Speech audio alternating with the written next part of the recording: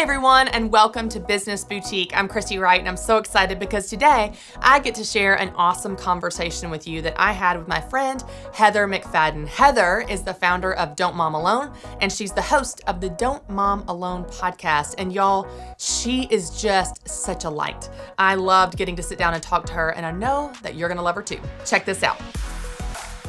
Heather, thank you so much for being here. Thank you for inviting me. Such a pleasure. Now, this is really fun. I love getting to connect to other women that are moms and chasing dreams and doing big things. And really, this whole thing started when I was on your podcast. And I was such a fan and just loved getting to know you. So I would love it if we could start by just telling our listeners about what you do, about your family, your business, your podcast, all the things. Yeah, so my family, I have 4 boys, ages 6 to 13, and a husband, Bruce. He's the real entrepreneur. I'm more of a reluctant entrepreneur. And so it's funny to be on your show because I feel like a poser. But I stumbled into podcasting. I was a blogger for 3 years and thought I was going to write a book. That did not happen. And I'd already made space in my life to do that. So instead, I asked a couple of friends that I knew who already had podcasts. And this was 5 years ago. So literally 2 friends that had podcasts. And asked them to help me start mine, and I interviewed my mentor first, and then my mom, my dad, a couple authors I knew from the blogging world, and the rest is history. Just took off. Okay, there's so many things I want to ask you, but let's start with 4 boys. Yeah. Heather, teach me all that you know. Like, I'm drowning with 2, and I'm not even kidding you. Like, they are crazy. Help me. Tell me all about what it's like to have 4 boys. What ages are you? What are they? 2 and 3.5. Girl. I know. It's just a different world than where I am right now. And everyone would tell me, boys are harder when they're little and girls are harder when they're in their teen years. And I'm finding that to be true. My 13-year-old is a dream. Even 11, he's coming into his own. It's just, I don't know, we would say wait till 5. Like, I tell people, when 5 happens, they get a little bit more awareness that they're mortal and stop making really bad decisions. And those little years, though, that's really close together, 3.5 and 2. Yes, that sure Bless is. You. Sure is. You have to give yourself grace to realize that is really close together. And oh my gosh. The benefits will show later. The little one is crazy, but I've decided I'm not going to say crazy anymore. I'm going to say future leader because I've been doing some reading on strong-willed children, and that is my child by the book.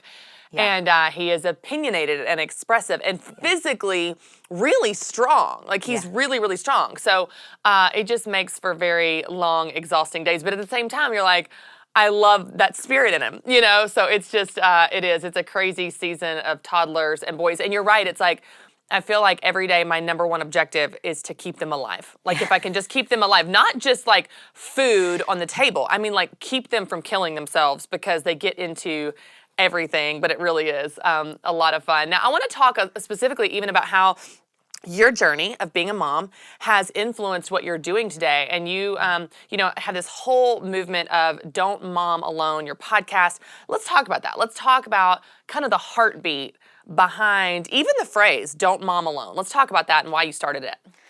So originally the show was God-Centered Mom because a lot of my motherhood journey was being humbled by those 4 boys from the get-go. I was a 0 to 3 childhood specialist, speech-language pathologist when I started having kids and loved kids and thought, I'm going to be amazing at this. I have a master's degree in kids. And kids who have challenges. Like, I used to work with kids with autism and had cochlear implants. And so patience, I've got it. And I love crafts. Bring on the crafts. And they're gonna be amazing children because of me and my skills. Sure. And day 1 of being home, I'm in my closet crying. My entire in-laws and all my extended family are downstairs because we have this new baby to welcome home, and I am feeling completely incapable of even keeping him from crying and feeling like, wow, okay, first realization, I need help from people and I need help from God. And so I can't do this on my own. I remember that first night up all night every 2 hours, and I thought, is this the rest of my life? Right. This is how Right. the rest of my life? And I think it was my mother-in-law and my mom came in with breakfast on a tray and just weeping at how that small act meant so much, and that, with others' help and reaching out, it was going to be okay. And so with God-Centered Mom, it was this humbling of, okay, getting me out of the picture. I tried the whole child-centered approach. I'm going to do everything to make them this perfect trophy child, and that failing because of my second was like your second child, and he's a leader. He still is a leader and very hard to manage as a 2-year-old, very persistent. Those badgering, little leaders, they're hard to wrangle. the just constant badgering, choices, jumping off very high places while I'm trying to feed and take care of other ones. Sure. And so just another realization, okay, this whole child-centered thing's not working out either. So then I was like, it's my time. Where's mom's time? I'm going to sleep in as late as I can. I'm going to get more girls' night outs. And that didn't fulfill me either, this more self-centered approach. And then finally I was like, okay, God, what do you have to say about this? And so I sought that out, and that's where the podcast started. And then I started to realize a couple of things. One, a lot of my episodes were circling around 3 themes: mentorship, friendship, and discipleship. So reminding them that they need to have perspective, someone who's gone before them and done this and survived and can give them hope, and remind them of the value of this assignment. It's one of many assignments, especially if you work outside the home or, once your kids have launched, like you're going to have lots of different assignments in your life, but this is an important one, but it's not essential. Right. So to remember, to develop yourself. So mentors to do that, and then friends who can say, me too. Like, this is hard. I have a 2-year-old too who's a leader, and you're not a bad mom because this is a hard thing for you. And then discipleship, that the truth of the gospel is once we believe in Jesus, we're never alone. He has promised us a comforter and a helper to give us the skills and the insight we need for different kids at different times, because there's not a cookie cutter approach. There's not a recipe on how to raise kids, and they're his kids first, we're told. And so how do I steward this well? And I need God's insight. And so that was where I was like, okay, those 3 things, they all kind of echo Don't Mom Alone. Yeah. And I had a listener. It's so great when people who consume what you're putting out start doing things and doing the work for you. She reached out to me and she said, okay, our small group is listening to your podcast and discussing it. And I've written these questions for each week. And I said, oh my goodness, it's like a book club, but with a podcast.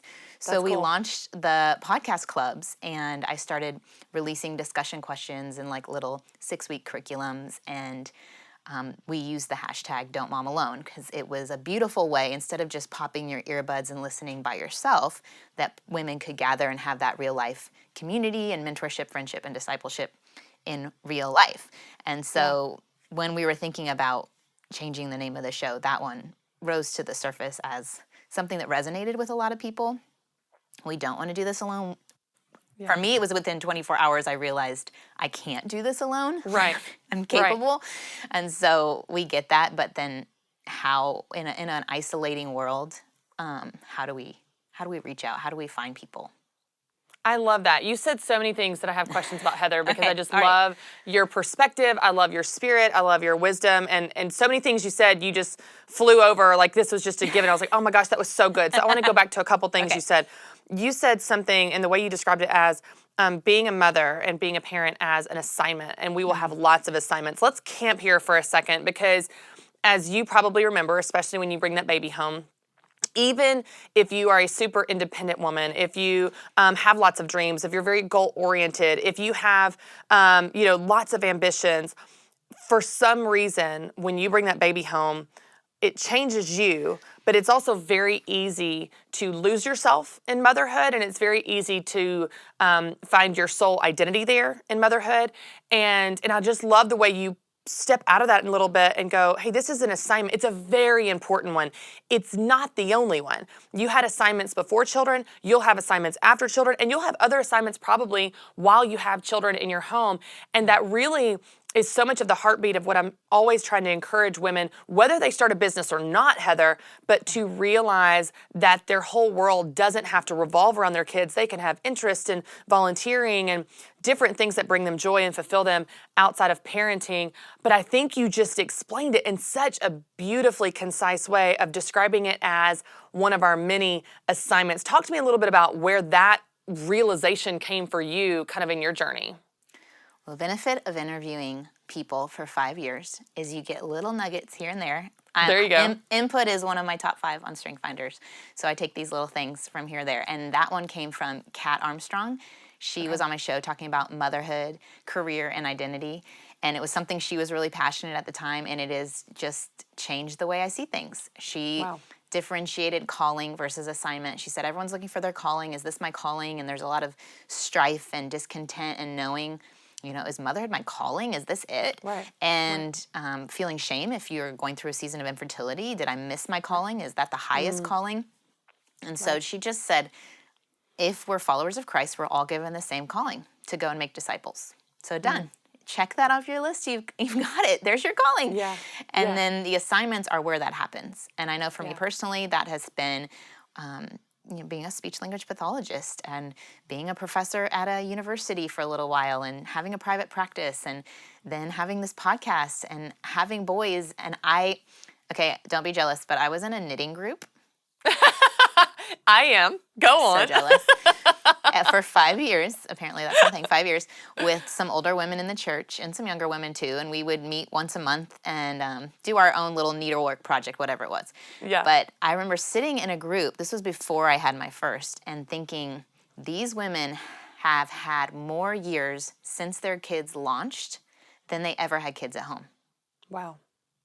And I thought, man, okay, as I'm entering into this thing, which for me held a lot of value because I've always wanted to be a mom. I was the little girl who had like 7 Cabbage Patch Kids and took them everywhere. And that was part of my story is I did want to be a mom. I did put a lot of emphasis on it, bringing a lot of identity. But to continue to remember that there are other gifts that God's given me too. I've always loved communication and to develop those gifts and to seek those things out and to not make my kids the idol. So. Yeah, that's really good. That so echoes some of the conversations I've had with Meg Meeker, and she's just brilliant. She talks about that. She said the healthiest relationships in a family dynamic, it doesn't really have to do with whether or not the mom works or doesn't work, outside the home, inside the home, side business, small business. It doesn't matter. And we put so much emphasis on that, on whether or not you work and how you work and is that okay and that type of thing. But it's about when a woman has interests outside of her children and how those things fill her up so she has more to give to her kids, to her family, and is more well-rounded and more balanced. And I don't mean life balance in terms of your time, but just how you feel in your spirit of feeling like, if you forget your child's uniform one day, you're not a massive failure. But at the same time, if they have a huge success, your every up and down doesn't revolve around a child, which we know there's lots of ups and downs around children. So I just love that perspective. And even the way you describe that, you have those women had more life when their kids had, after they had launched than they did in their home. And it really puts it into perspective. And those years, those formative years are so important. And when you're in them, I'll say this, especially from a mom of a toddler, it feels like time stands still. People are like, oh, it's the blink of an eye. I'm like, is it? Because right now I feel like it's slow motion. But in hindsight, it always feels like that. And so I think the perspective that you gain with each year of your life, with each year of parenting, if you have kids, it really can change you because you have a different perspective when you know more and you've had more life behind you. So I love the way that you describe that and describe that as one of our many assignments. I want to talk about something else you said, this idea of calling, because Heather, I've talked about this before. I think that it's kind of a buzzword in our culture, along with passion, and some people get intimidated by the word calling. I do. Like in terms of your profession or your business or your, how you spend your time and use your talents. And the idea of calling, that God put me on this earth for one type of profession. When their kids their youngest goes off to elementary school, that's when they start to lean into their dreams more because they're like, I wanted to be home for the season when they're home. And then when they're in school, I'm going to start a business or whatever. And their life flexes to adapt the season that they're in and what God's calling to them, calling them to in that season. So I'd love to hear from you on this idea of calling and especially with your experience. Like you've had a wide range of professional experience and podcast and business experience and mom experience. So how is that kind of evidenced in the seasons in your life?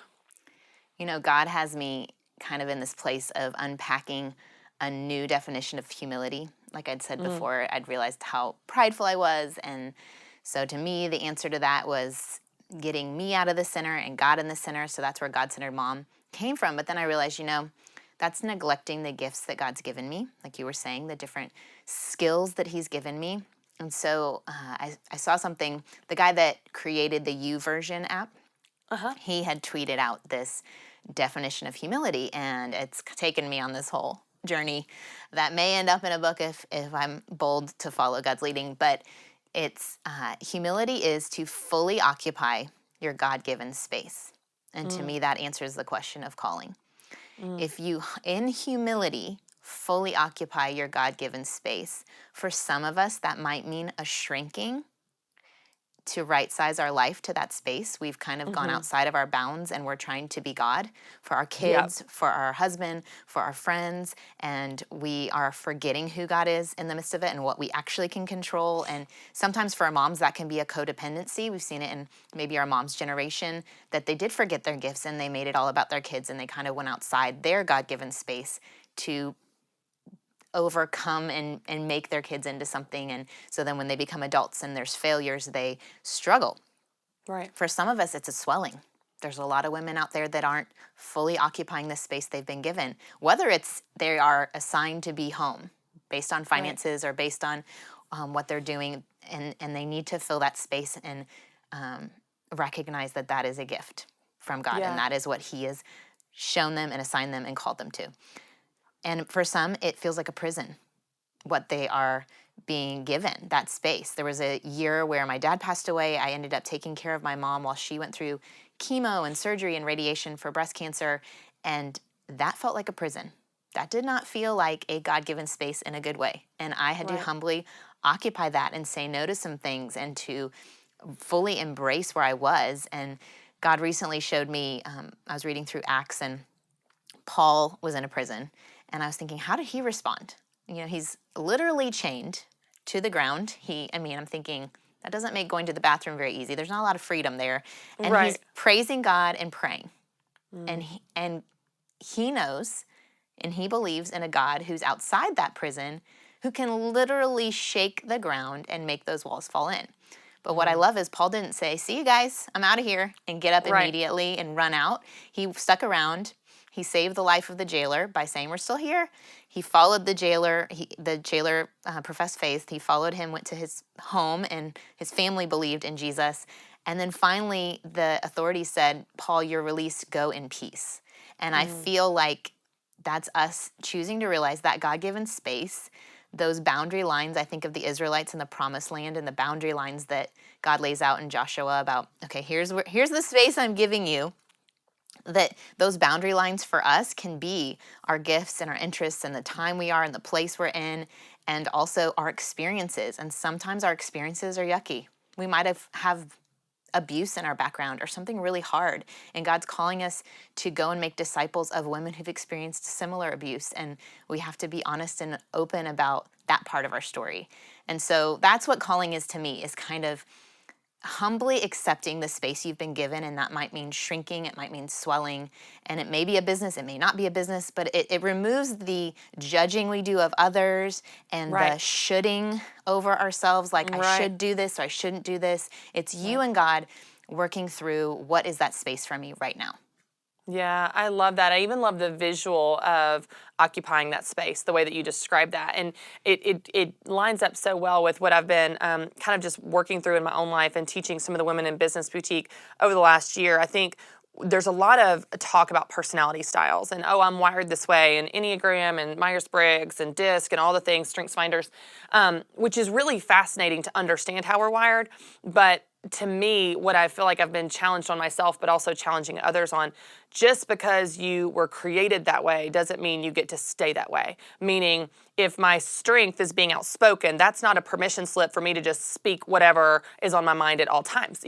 That the areas that I find God stretching me is to grow in the areas that I'm weak. So I went through a season, when you talk about humility, I went through a season last fall. So this was the fall of 2017, where it was truly, like Oswald Chambers describes it, a valley of humiliation. Like it felt like at every turn I was being humiliated. Now I've gone through these before, and it's God humbling me. I've noticed a pattern here, Heather. But I fully understand what you're talking about. So yeah, you're not alone in that. That's right. There's been a couple of instances where in that season, in that valley of humiliation, where truly, Heather, I was wronged. Like I was wronged. It was not just my opinion. I was wronged. And I'm going, God, like, do you hear me? God, do you see me? What are you doing? And I felt God say, true story, Heather, I don't know if God talks to you this way. He talks to me this way. I felt God say to me, Christy, I know that you can speak up, but can you shut up? I know that you can fight, but can you sit down and take it? Can you turn the other cheek? And I thought, oh, that's hard. And what I really was sensing is, I know that I created you to be a fighter. I need you to learn how to be soft and be gentle and turn the other cheek. That's where you need work, because you're great at that. We don't need to work on that. You're really, really good at that. We need to work on the areas that you're weak. But then to your point, I love this idea of shrinking and swelling. Someone maybe that they're really good at being quiet. They're really good at biting their tongue and turning the cheek. Sometimes God's going to say, I need you to speak up. I need you to be brave. I need you to stand up. So even if we're created and wired very uniquely with certain strengths and that type of thing, doesn't mean that it's a permission slip to just give up on the weaknesses and say, well, I'm not wired that way. That's not easy for me. It's not easy for me to be quiet and be humble. Well, too bad. God calls you to be quiet sometimes and be humble, and sometimes he calls you to speak up. I think it's I can't remember who said this quote, but it's courage that it takes to stand up and speak up. It's courage that it takes to sit down and listen. I'm paraphrasing and messing it up, but it's something along those lines. And to know, have the discernment in the moment for what you need to do and what the situation is right for, and where the areas in which you need to grow. I know that, Heather, you've talked to tons of women on your podcast and just in the last 5-year journey, and you even alluded to that a minute ago, some of the women you've talked to. What are some of the stories that you hear specifically from women that maybe are just struggling to do it all? The magic phrase, how do we do it all? How do we balance it all those questions that people ask, even though we never really seem to come to a good answer on. What are some of the stories that you're seeing from women that you talk to and where they need help? I hear it most in emails I get or direct messages on social media, is moms who either are getting the message that being a mom is not enough, and so they're struggling, especially millennials. That is a message they're getting, that I felt like motherhood when I was young was hard. And now they have social media telling them, not only do you need to keep these kids fed and loved, you need to enjoy it. You need to make it look amazing. Make sure you're capturing it well in pictures, and maybe have a non-for-profit on the side. Right. And so I think there's this pressure to be things that God never intended them to be. I love how you said you heard God tell you that you needed to quiet down. Like, could you shut up instead of You're speak right, up? right. And that to me is what I really feel passionate when I interact with moms, is for them to have a relationship with God, to hear for themselves and to have confidence in that, instead of looking for a formula, instead of looking around to see, like, it's one thing to ask a friend, do you struggle with this in your marriage? Do you struggle with this with your kids, with identity? It's another to say, well, I should start a non-for-profit because my friend started one. I mean, that kind of idea, it's a calling to one-on-one relationship with God. So you're hearing his voice for you, and having confidence there, having the confidence in who he is asking you to be in that space, instead of feeling this insecurity and no peace. I don't feel like moms feel a lot of peace. There's not a lot of moms that feel like they're doing a great job. And so there's just constant failure messages that they're hearing as their head hits the pillow at the end of the day. Whether having kids has brought out some emotions that they're uncomfortable with, Never been an angry person. All of a sudden I'm screaming. Right. Never had a fear, and now my anxiety is keeping me awake at night.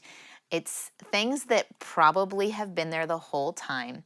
And because of motherhood, it's bringing emotions to the surface, and they're bigger and they're louder and they're red flags. And instead of stuffing them, I'm fine with medication, but medication and help is awesome. Let's not ignore them. They're there for a reason. Something's going on, and that's stuff that thankfully motherhood's brought to the surface, and you can deal with it then. Yeah. But those are some of the things that I hear the most.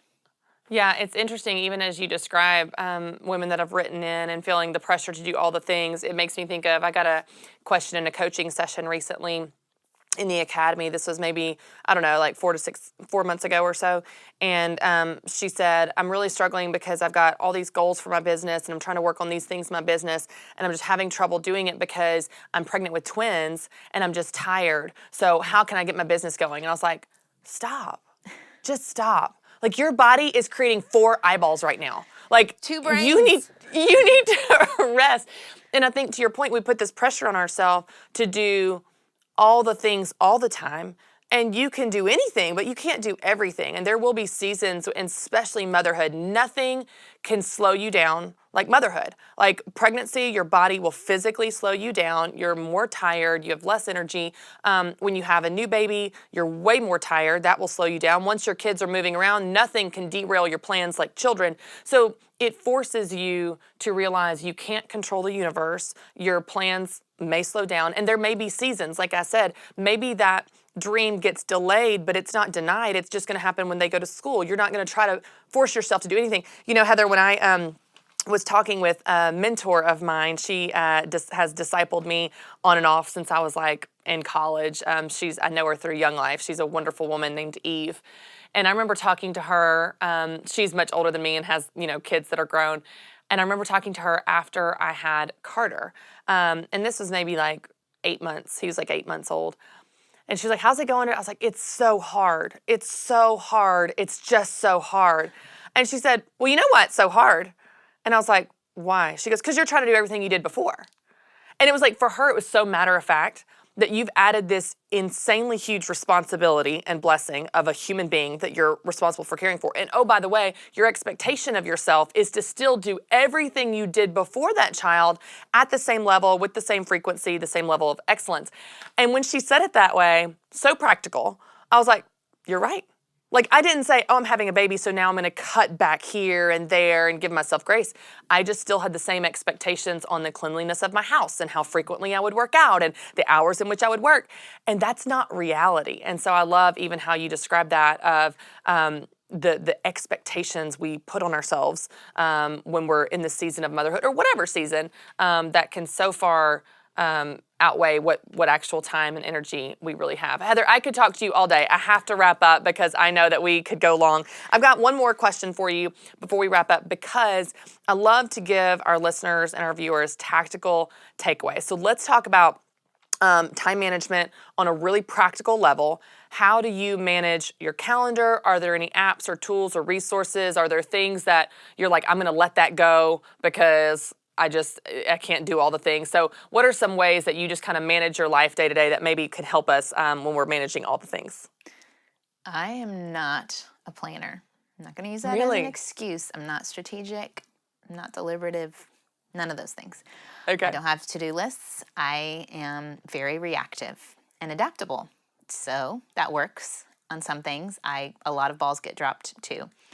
I'm a routine person. So when my kids were little, I was like floundering, and someone brought up Kat Lee's Hello Mornings, which I think you know Kat Lee. Yeah. So I started implementing that in my life several years ago. Oh my goodness, almost 8 years ago, where I would get up a little bit earlier than my kids, which sounded insane at the time, but became so life-giving that I got upset if I missed it. And now that my kids are all leaving the house for the first time in 13 years, they all 4 leave the house in the morning with my husband to go to school, and I can have my quiet time then. And so my routine now is to get ready before they wake up, help them get out the door well, and then have my coffee and my music, my worship music blaring, and spend time with God to start my day, because it feels weird if I don't. Yep. and then to ask him to order it for me. Something that he's shown me recently in regards to hustle and networking is how often we think, oh, I'll say yes to this because then I'll get that opportunity. And he is such a better networker. And things happen that you could never orchestrate. With David, I was thinking of specifically in 1 Samuel, where Samuel shows up and David's the one who's picked out of all the brothers. And he's not hustling and trying to, get in front of his brothers and say, I'm the best. Like, they go down the line and it's David. And what is he doing? It's not like he's sitting on the couch. He's doing the things that God gave him in his space, which to be a shepherd. It's giving him the skills he needed to face Goliath. And then Saul, he hears through the grapevine, hey, this guy, David, he plays the lyre, or, he plays music really well. So again, he's working on his skills. He's not being lazy. He's still doing the things that God's given him to do, but the promotion came from God. That's right. And so it's again, doing the things right in front of you instead of trying to say yes to things that maybe aren't for you, thinking you'll manipulate the game to promote yourself. I think that's really good. I think that's a really good takeaway, especially for women that are chasing business dreams and they feel like every opportunity they have to say yes to because it could open a door. And I love that. I love how Scripture says it's God that will lift you up and God that will bring you down if needed. And it's just such a great reminder because when you feel slighted or looked over, if you are being faithful, if you're doing the hard work, that wasn't an accident. God's not in heaven wringing his hands going, oh my gosh, I totally forgot that Heather went to that event because no, it's like he can open any door at any time and lift you up at any moment that he wants to. And he's probably doing something in you by closing that door before he's going to open the next one. So I love even that perspective of just the permission for us to take our sticky fingers off the steering wheel of every dang detail in our lives that we want to control and manipulate, which is certainly a struggle for me, and I know many women that I work with, so that's really, really helpful. Heather, I love talking to you. I love your heart. I love your wisdom. Just even the Spirit and light in you is just so evident as you just talk about Scripture and you talk about how God is moving in your life, so thanks so much for sharing with us. I'd love it as we wrap up if you would tell our listeners and viewers where they can connect with you, listen to your podcast, and keep up with what you're working on. Well, it's Don't Mom Alone, everything. Don'tMomAlone.com, on Instagram, on Facebook, and it's on iTunes and Spotify, and anywhere where you find podcasts, you can find the show. Well, you are so encouraging, and I know you're crazy busy, especially with your 4 boys and all the things, so thanks so much for taking some time to hang out with us. Oh, I appreciate you inviting me. Thanks so much for watching, and don't forget to subscribe to my YouTube channel. And if you want to download my free 7-day devotional to help you focus on God's Word, well, you can do that by clicking the link below.